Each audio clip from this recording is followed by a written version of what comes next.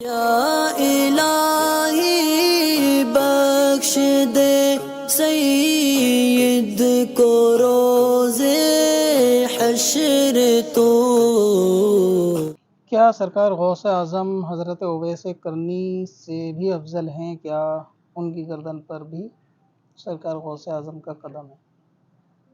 اصل میں کافی لوگوں کو اس بارے میں جو ہے وسوسہ اور مغالطہ رہتا ہے کہ حضور غوث اعظم رضی اللہ تعالیٰ عنہ کو جو یہ کہا جاتا ہے کہ آپ پہلے کے اولیاء کے بھی سردار ہیں اور آنے والے وقت کے اولیاء کے بھی سردار ہیں، اور آپ کا قدم جو ہے وہ تمام ولیوں کی گردن پر ہے، تو اس سے مراد پہلے کے کون سے ولی اور بعد والے کون سے ولی؟ کیونکہ اسی وسوسے کا شکار جو ہے وہ شاہ مدار رحمۃ اللہ تعالیٰ علیہ کے ماننے والے بھی رہتے ہیں، کہ ان کا ترک یہ رہتا ہے کہ آپ جو ہے وہ تابعی کے اندر ہیں، آپ نے زیادہ عمر پائی، سرکار غوث اعظم سے پہلے پیدا ہوئے، لہٰذا سرکار غوث اعظم جو ہے وہ شاہ مدار رحمۃ اللہ تعالیٰ علیہ کے بارے میں سید بدیع الدین رحمۃ اللہ تعالیٰ علیہ سے زیادہ افضل نہیں ہے۔ اور ابھی سوال حضرت اویس کرنی رضی اللہ تعالیٰ عنہ کے بارے میں، تو یہ اصول یاد رکھنا چاہیے کہ یہ جو اہل سنت کا نظریہ ہے کہ سرکار غوث پاک رضی اللہ تعالیٰ عنہ تمام اولیاء جو پچھلے اور آنے والے ہیں،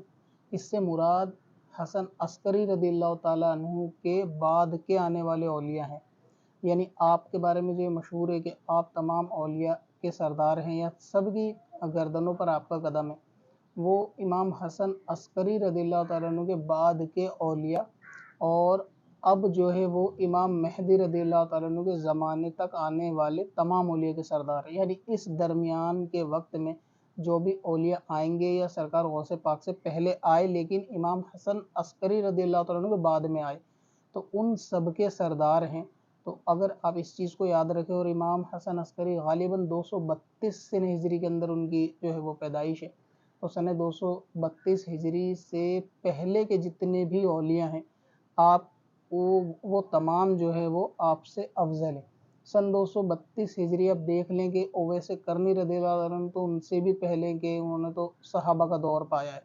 تو سرکار غوث پاک کو حضرت اویس کرنی سے کسی بھی معاملے میں ترجیح دینا یا افضلیت ان کی ثابت کرنا، یہ کم علمی اور جاہلانہ بات ہے، کیونکہ آپ جو ہے وہ صحابیت کے دور کے اندر بھی تھے، اور حسن عسکری رضی اللہ تعالیٰ عنہ سے پہلے کافی وقت پہلے ہی آپ کی جو ہے وہ پیدائش ہوئی ہے، اور سرکار غوث پاک کے بارے میں وہ حسن عسکری کے بعد سے امام مہدی تک۔ اسی طریقے سے سید شاہ مدار رحمۃ اللہ تعالیٰ علیہ بھی